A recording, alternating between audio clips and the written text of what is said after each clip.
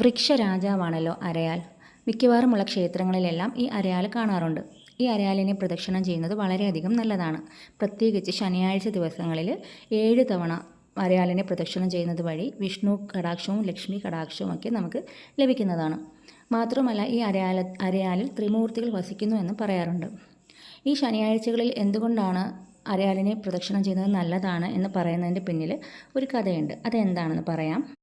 പാലാഴി മദനം നടത്തുന്ന സമയത്താണല്ലോ മഹാലക്ഷ്മിയും അമൃതകുംഭവും ഐരാവതം തുടങ്ങിയുള്ള ദിവ്യ വസ്തുക്കളെല്ലാം തന്നെ ഉയർന്നു വരുന്നത്. എന്നാൽ ഇത് വരുന്നതിന് മുമ്പേ തന്നെ വരുന്നത് ദോഷകരമായിട്ടുള്ള കാര്യങ്ങളാണ്. ഒന്ന് കാളകൂട വിഷം, അതുപോലെ മൂദേവി എന്ന് പറയുന്നത് ജ്യേഷ്ഠാലക്ഷ്മി എന്നും വിളിക്കാറുണ്ട്. ലക്ഷ്മി ദേവിക്ക് മുമ്പേ വന്നവൾ എന്ന അർത്ഥത്തിലാണ് ജ്യേഷ്ഠാലക്ഷ്മി എന്ന് വിളിക്കുന്നത്. അങ്ങനെ അവർ വരുന്നതും എല്ലാം ഈ പാലാഴി മദന സമയത്താണ്. അപ്പം ലക്ഷ്മി ദേവിയെ മഹാവിഷ്ണു തൻ്റെ പത്നിയായിട്ട് സ്വീകരിക്കും. അപ്പം ജ്യേഷ്ഠാലക്ഷ്മിക്ക് വിവാഹം കഴിക്കണമെന്ന് ആഗ്രഹം തോന്നും. അങ്ങനെ ജ്യേഷ്ഠാലക്ഷ്മിയെ ഒരു മുനി വിവാഹം കഴിക്കും.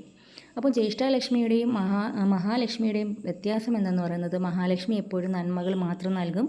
അതുപോലെ വൃത്തിയുള്ളതും സുഗന്ധം ഉള്ളതുമായിട്ടുള്ള സ്ഥലങ്ങളും മധുരവും ഒക്കെയാണ് മഹാലക്ഷ്മിക്ക് പ്രിയം. എന്നാൽ ജ്യേഷ്ഠാലക്ഷ്മിക്കാവട്ടെ പുളിപ്പുള്ളതും എരിവുള്ളതും വൃത്തിയില്ലാത്തതും ദുർഗന്ധം വമിക്കുന്നതുമായിട്ടുള്ള സ്ഥലങ്ങളാണ് ജ്യേഷ്ഠാലക്ഷ്മിക്ക് പ്രിയം.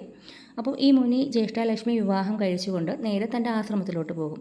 എന്നാൽ ആശ്രമത്തിലെത്തുമ്പോഴോ നല്ല വൃത്തിയായി കിടക്കുന്ന അന്തരീക്ഷമൊക്കെ കാണുമ്പോൾ ജ്യേഷ്ഠാലക്ഷ്മിക്ക് അതിനുള്ളിലോട്ട് കയറാൻ പറ്റത്തില്ല.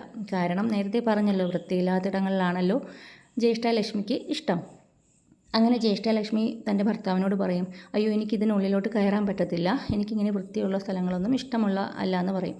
അപ്പം ആ മുനി വിചാരിക്കും, ഇങ്ങനെ വൃത്തി ഇഷ്ടമില്ലാത്ത ഒരാളോട് എങ്ങനെ ജീവിക്കും എന്ന് പറഞ്ഞിട്ട് ഈ ജ്യേഷ്ഠാലക്ഷ്മിയെ ഒരു അരയാലിൻ്റെ ചൂട്ടിലിരുത്തിയിട്ട് പറയും, ഞാൻ ഇപ്പോൾ വരാം, ഇതിനൊരു പരിഹാരം ഉണ്ടാക്കിയിട്ട് വരാമെന്ന് പറഞ്ഞ് ഈ ജ്യേഷ്ഠാലക്ഷ്മി ഉപേക്ഷിച്ച് ആ മുനി പോവും.